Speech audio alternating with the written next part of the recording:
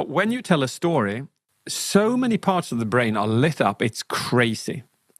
So you have the language areas, you have the visual areas, you have the auditory areas, you have the smell, taste areas, but you have also got a very interesting area which has got to do with motor functions, so movement.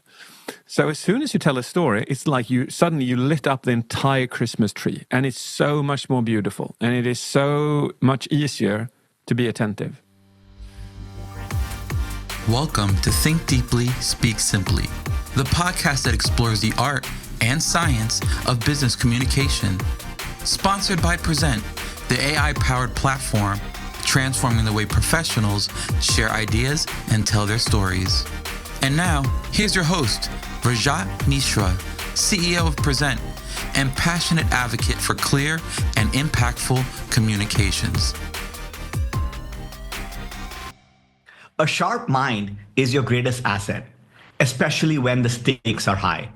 As Tony Robbins said, energy flows where the attention goes. And when you harness your brain's potential, you can channel that energy into focus, clarity, and connection. And optimizing your brain isn't just for athletes or performers. It's a skill that anyone can learn. Whether it's using breathing techniques to stay calm or leveraging the right hormones for creativity and confidence, small adjustments can lead to significant improvements. Today, we'll explore how do you prepare your brain to excel in meetings. Our guest will guide us through the science behind the mental optimization, and he'll share actionable tips to increase our focus, enhance our communication, and improve our confidence. Whether you're looking to conquer pre-meeting jitters, spark creativity, or command attention in the boardroom, this episode has something for you. Get ready to elevate your game using your brain. So our guest today is David JP Phillips, author of High on Life. David brings a wealth of experience to the conversation with over 20 years studying human behavior, communication, and the science and art of storytelling. David, super excited to have you here. Thank you for joining us, and welcome to the Think Deeply, Speak Simply podcast. Thank you. It is an absolute pleasure being here, man. Thank you for having me. Awesome. David, so your journey is super inspiring. And you and I have talked before the show. Your work has helped leaders worldwide enhance their performance. So why don't we start with you sharing a little bit how you got to this point of writing High on Life and focusing on the brain? Sure, yeah, absolutely. Let's do it. And let's fill this with practical tips for everyone that's listening so that they can use it and be inspired. Now, the thing is this, that I've been doing communication training for about 20 years. I have 3 TED Talks on the subject. They are among the biggest in the world. The storytelling one is the biggest one in the world on storytelling. So I have been coaching the likes of Google, Microsoft, Salesforce, companies all around the world on how to be brilliant storytellers using body language, voice, death by PowerPoint, etc., etc.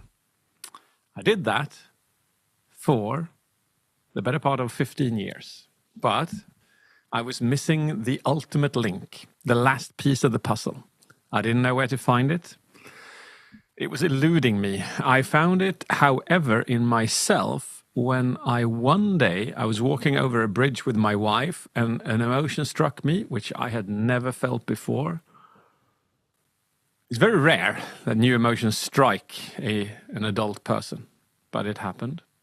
And I asked her, what do you think is going on? And she asked me what it felt like. And I said, this and that. And she said, that sounds like happiness, David. And that's when I realized that I hadn't been happy my 15 years. I'd literally forgotten how to be happy, because it then turned out that I was depressed, and I had been for 1.5 decades. I had been studying the biochemistry of the brain through sales and marketing for quite a while, so I kind of just applied those skills to myself, hacked my depression, took about 18 months. It's the best thing I've ever done in my entire life. Better than being born, better than buying a McLaren, better than getting married. Everything. Nothing comes close. Not being non-depressed or not being depressed. So, what I realized through this was that our internal communication supersedes our external communication. You can have the best freaking salesperson in the room. They use mirroring, they use body language, facial expressions, micro expressions. Oh my God, they are killing it. But if their internal communication sucks, it'll tell, and they will see it, and the other customer, the buyer will feel it. So it all begins in yourself. You can see big football players, tennis players fail, not because they lack the skills of tennis or football, but because they lack of communicating with themselves. Wow. That really struck me, David. 15 years, you didn't know you were not happy. And then that really struck you in that moment. So, yeah, sucks, man. We've talked to so many experts, David, and most of the conversation is about that external communication, like you say, right? How do you pause, body language, voice intonation? Fascinating, this journey inside your brain and the internal communication. So take us a little bit deeper, right? Can you tell us a little bit about the science? What happens inside your brain when you're feeling pressure or feeling stressed? Sure. Well, the short version of it is this: that the concentration of particular neurotransmitters and the combination of them in particular parts of the brain create our emotions. So I'll give a quick example. Mm-hmm. There's a neuropeptide called oxytocin. You may have heard of it. It's brought out when we hug, when we kiss, when we love, when we have eye contact. Now, the interesting thing with oxytocin is that it makes us more caring. It makes us more present.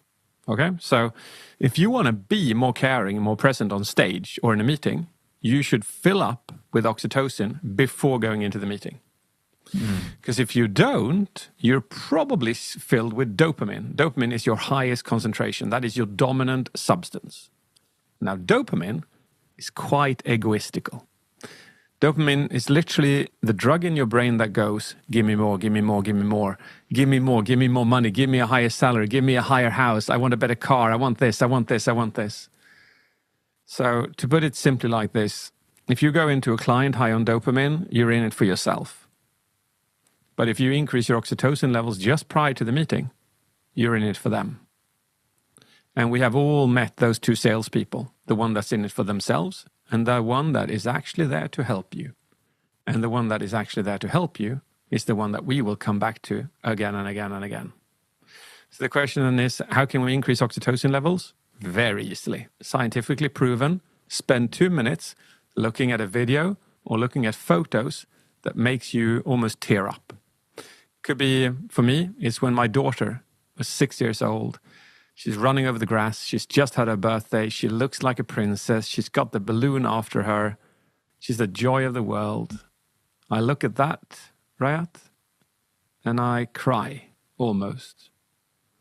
Actually, you can picture me going out on a stage, 10,000 people, and the last thing I do before going out is I look at pictures of her.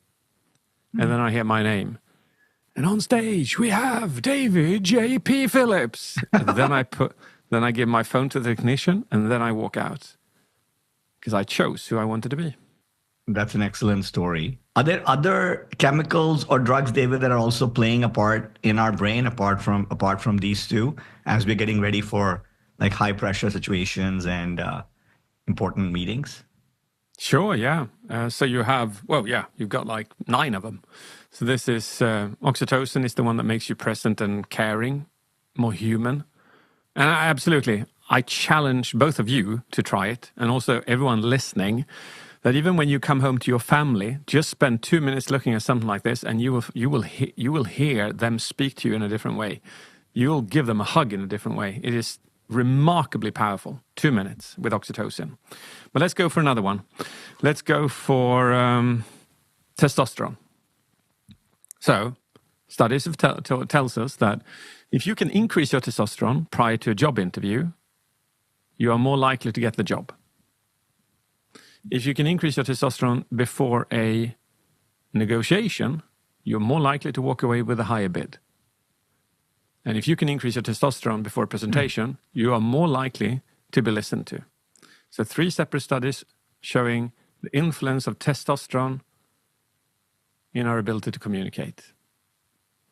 So let's put it like this. If you're standing outside of a meeting room or before a stage presence, and in your mind, you are saying to yourself, oh my God, I don't want to do this. I don't want to do this. One of the questions they may be asking, what could go wrong? What could go wrong? What could go wrong?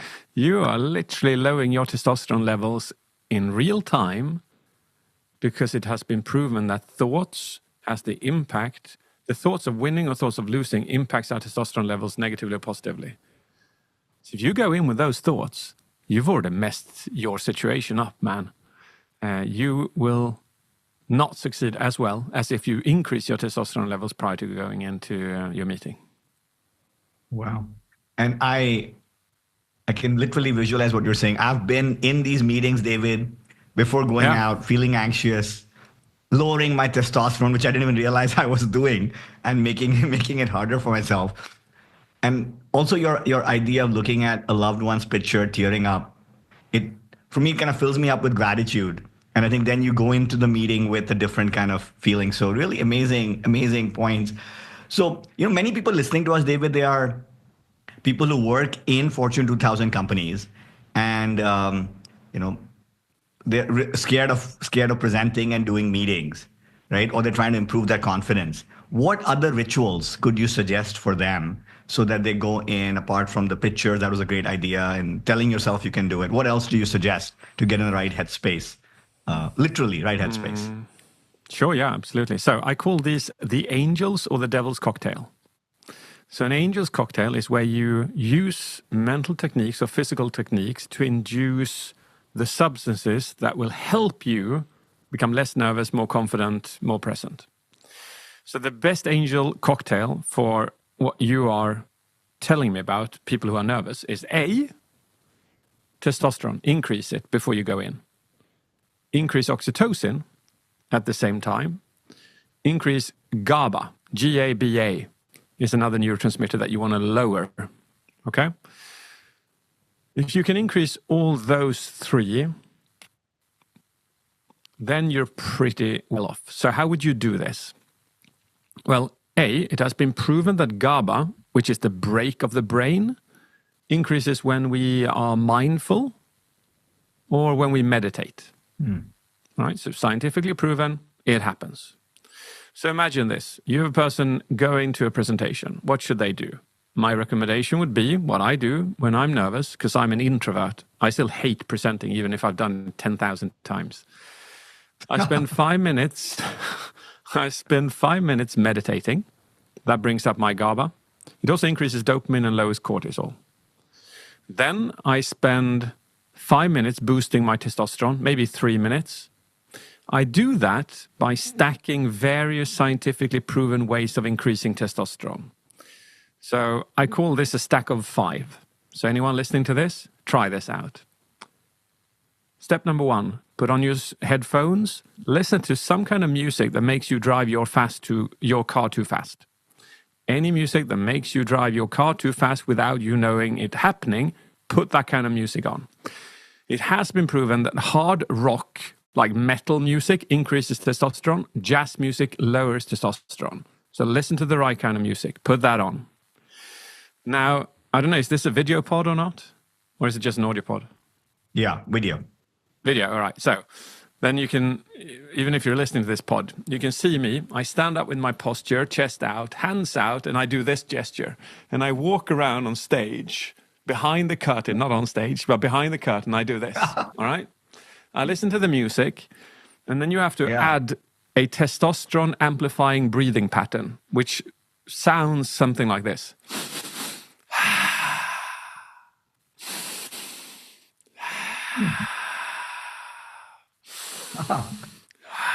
And in your head you go, come get me, come get me. Oh, I'm coming for you. Oh, I'm coming for you. Come get me, come get me. And you listen to that music, and then you just finalize the entire thing by standing down, doing what Tony Robbins says, anchoring. Take both your fists, bump them towards your chest, and do like a quiet or loud primal scream if it's sound isolated or not. But you ended off by going, "Argh!" If you combine all of those stacking 5 methods, you will increase your testosterone. But don't go up on stage with that, because people won't like it, because you are too cocky. You are too, nose up. So that's why you now finish off with oxytocin. So you spend 2 minutes looking at that photo of your daughter. You now have this beautiful combination of GABA, testosterone, oxytocin, and you feel invincible at the same time as you feel loving, which is the most beautiful combination of any man or woman on this earth. That's an angel's cocktail. Most people drink a devil's cocktail before going up on stage or in meetings. And what is the devil's cocktail, David? Well, it's self-induced levels of, you lower your testosterone levels by telling yourself that you suck, or this will suck, or this is bad, right? So that's the first thing you do. The second thing you do is that you walk around in a worried pace. Your breathing is very shallow and your breaths are very short. All of this is an indication to your brain that there is a threat around you. It doesn't know what the threat is. It could be a grizzly bear. It could be one person in a meeting room. It has no idea. But the way that you are currently breathing indicates that there's a threat. So cortisol levels are increased. So cortisol levels are increased. Testosterone levels are decreased. Now, the problem here is that if you let this run wild, adrenaline will also be increased. That will make you start shaking, and you'll get rashes, and you can hear it in the person's voice. All of this makes you even weaker, because you're scared that your nervousness will show. So you're in this snowball effect of a devil's cocktail, and then they go like, I have to remember this, I have to remember this, I have to remember this, I have to remember that. No, that is the last thing you should do before going up on stage. Spend the last 10 minutes optimizing your internal communication, and then go and rely on that. If you're in your best kind of mindset, your mind will also work at its best, and you will remember what to say at its best. Yes, love that, David. Invincible and loving. What an amazing combination if we can all get there. So let's switch a little bit. We talked a lot about individuals, David, being good before presenting. A lot of our listeners also work in teams. So think of, corporate teams where there are 10 or 20 people working together in a room. So any suggestions or tips you have for in a team setting, how do you make sure your team is more effective when you're communicating? And also for leaders of teams, what can they do to make sure the teams are more effective in that group setting? Sure, yeah. Great question. And the first answer would be, well, the same thing applies. If you go to your camera high on these 3 substances, GABA, testosterone, and oxytocin, they can feel it, they can see it from the other side. If you come to your camera low on dopamine, they can see it. What that means is that you are literally uninterested. You are not passionate. So why should they be passionate? If you don't find what you're doing motivational, why should they feel it? I have seen too many Teams and Zoom meetings, Rayat, and it is just profoundly bad in the way that how people present stuff in such an unpassionate way. So I'd say this. Find your passion as a speaker when you're doing a Zoom or Teams meeting. It doesn't matter, actually. It doesn't matter if you lose people, if they start turning off their cameras. Just see that as the fire to become like even more passionate, because it will be contagious to people. Yeah. So I'll say dopamine is more important in online meetings than in physical meetings. The second thing I want to say is a study that came out of Temple University in Finland, which showed that if you look into the camera at the person that you're talking to, similar oxytocin, they didn't measure oxytocin, but similar effects to oxytocin will be produced. So the worst thing you can have is like people going, they've got their screen there and they got the camera here, and you're like, what on earth is going on? Like why would you even dream of having that angle? Or even worse, where you got people just where it's so clear that the thing they can see is up your nose. Do you know what the big problem is, man?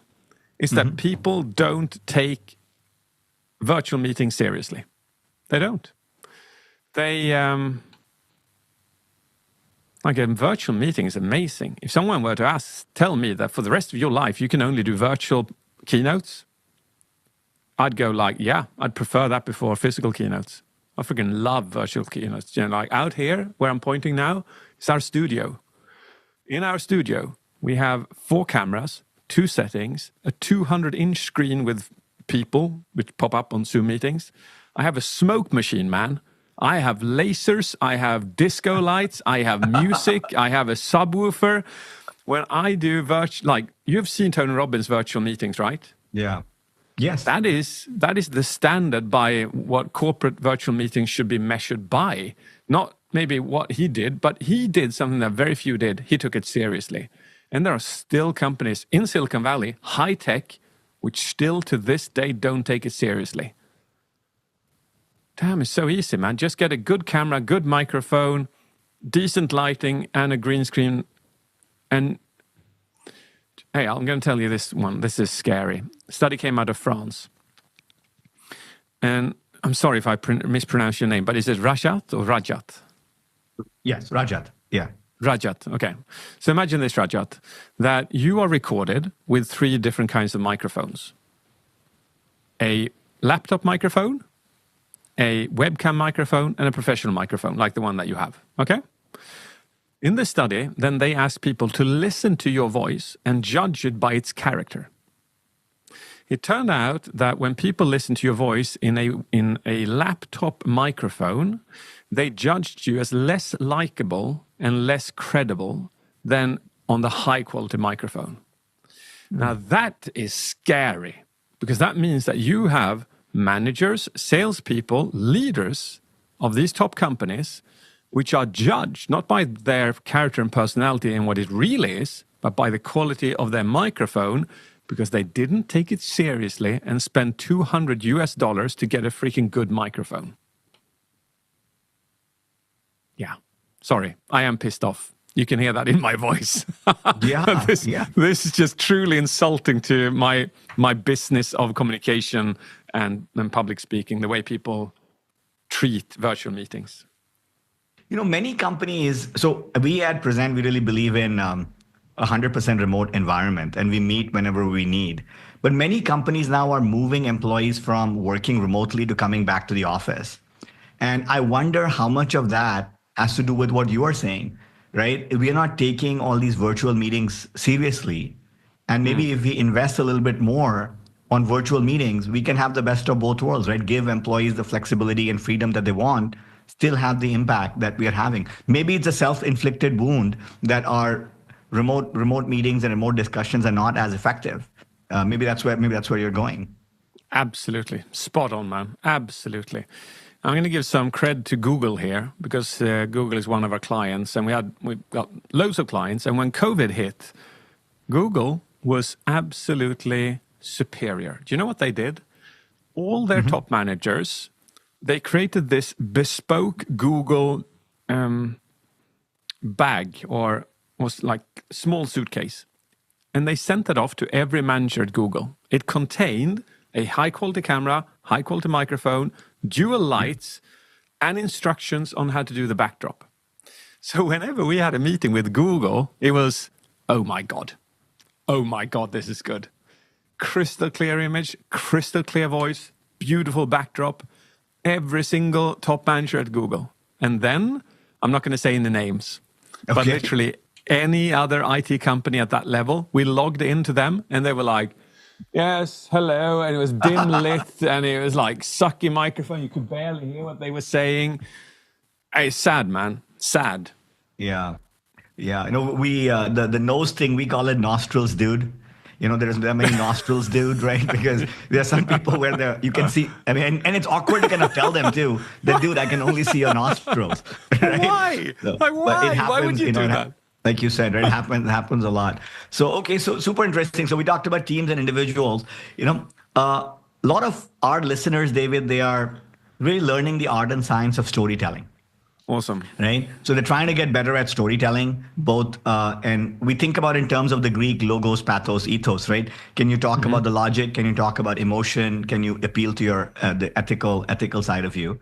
So maybe tell us a little bit about when people are storytelling instead of and engage with the audience, what happens to the brain systems? How does the brain get activated when you're not doing a dry presentation, but you're actually you're doing storytelling? And we're trying to distinguish between kind of presenting slides versus business storytelling, and both are two different things. And maybe you can tell us, how does the brain react when you're storytelling versus just reading out slides? Cool. Yeah. Well, I guess there's two aspects to this. The first one is that the more activated the brain is, the more focused it is. Okay? So if you are like engaged in any activity which forces you to listen, to look, to think, to feel, to smell, to taste, you are absolutely immersed, in those kind of movies and events. So studies show that when you look at a PowerPoint, only primarily the visual cortex and the language regions of the brain is lit up. So imagine a Christmas tree lit up to 10%, maybe 20. That would be a boring Christmas, right? Yes. You would go like, why did you just light up the Christmas tree to 20%? Why didn't you light up the rest? Like, what's the point? But when you tell a story, so many parts of the brain are lit up, it's crazy.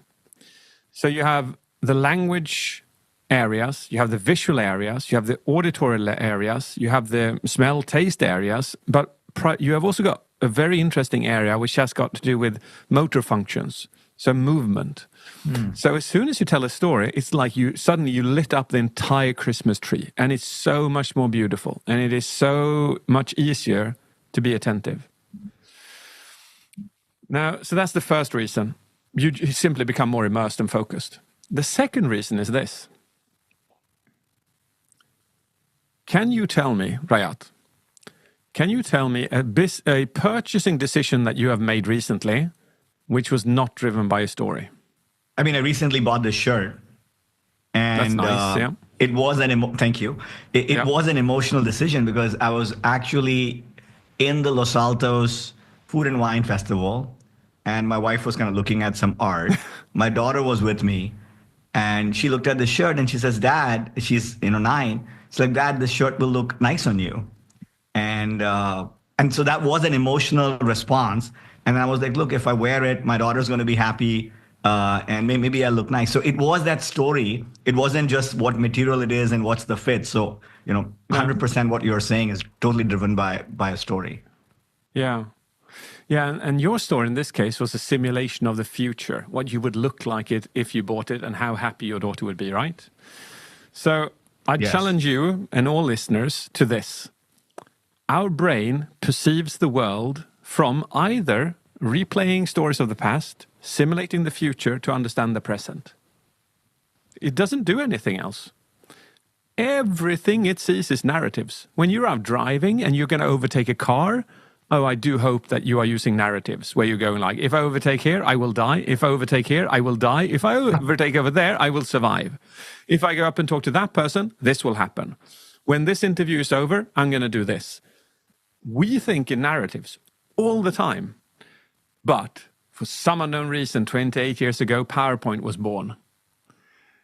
And today, we rely more on the idea of presenting bullets than telling stories. But we've been telling stories for something between 200,000 to 2 million years. Like there's proof that Homo erectus used narratives to describe, or rather, put it like this. The way that Homo erectus had culture and moved in this world, they must have been able to do narratives, which went something like this. If we take this log and we like punch holes in it and we take it up that coast, we should be able to go somewhere else. Like they should have been able to do narratives. Yes. So we've been doing that for 2 million years. PowerPoint for 28. In business situations, how do you think that looks? Is that like, does that resemble the evolution of how we understand information? No, it doesn't. No, 99% of corporate presentations is bullets, something we've been using for 28 years.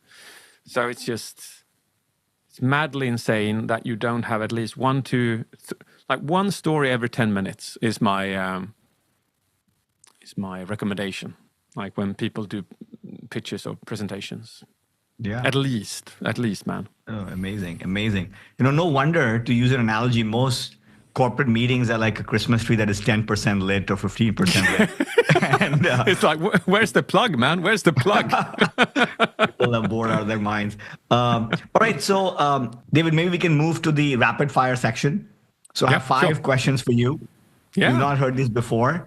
And I'm just going to ask you a question or make a statement, and you just tell me what comes to your mind right away. Yeah? Oh, my God. Mm-hmm. All right. So what is one word you would use to describe effective storytelling? One word? One word. Dopamine. Dopamine. Love that. Okay. What is the biggest myth about body language? Still one word? No. Biggest myth. Yeah.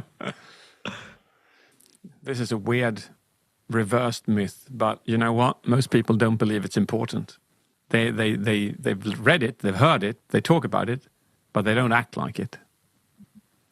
What is your favorite way, David, to stay calm before a big presentation? Brutally. Slow breathing patterns, slow movements. Slow eye movements. The key word here is slow. Slow. Okay. Perfect. What is a communication mistake that even experienced communicators make in the business setting? They forget that it's not about themselves. It's always and forever about the people you speak to. Every single slide, every single word, every single example is for the people you speak to. Yeah, no, well said. We've had guests and we say it internally also that the audience is the hero. You are not the hero who'll save the audience. The audience is the hero, and it's about the audience. It's not about you. And even the word PowerPoint is unfortunate. It makes you feel that you have the power. When of course the power is with the audience. All right, last question. If there was one brain hack for instant confidence, David, you could give to people, what would that be? Oh, I think it's the Oxytocin tip I gave you. Spend 2 minutes looking at something that makes you present, calm, and caring. Because in that state, you're a different kind of confident, but you are confident in that state more than the opposite. Yeah. Yeah. Like I carry a picture of my daughter in my wallet, and I don't think I look at it enough. Maybe I should look at it more before we get into these meetings. So, David, thank you so much for your insights. Very, very engaging conversation. Is there anything we have not discussed, or any final thoughts you want to leave our listeners with? And also, where can they find you and learn more about you and your work? I'd say that if you get a lot of views on this, Rajat, we'll do it again, because this is just the 0.1% of everything. So there's so many more discussions we can have. But for now, I'll probably say this, that we've been talking about storytelling. Ask yourself, which is the most important story of all stories? And the answer is the story you tell yourself every day, because what we repeat, we become. So beware of the stories you tell yourself. Make sure they're hero stories of opportunity and not the opposite. And then secondly, where do you find me? LinkedIn, Instagram, TikTok, YouTube. If you want to reach me, it's usually LinkedIn, which is the most efficient one. That's usually where I can get back to you if you're looking for a keynote or a coach or something like that. So yeah, have a look at those. And then the book, High on Life, which you can find out in the US at the moment. So just search for that, or my name, David JP Phillips. Awesome. David, thank you so much for spending time with us and joining us. Yes, we should absolutely do this again. Next week, we'll meet more incredible guests, and we'll continue to explore the question, what makes great storytelling great? Until then, thank you, everybody, and let's think deeply and speak simply.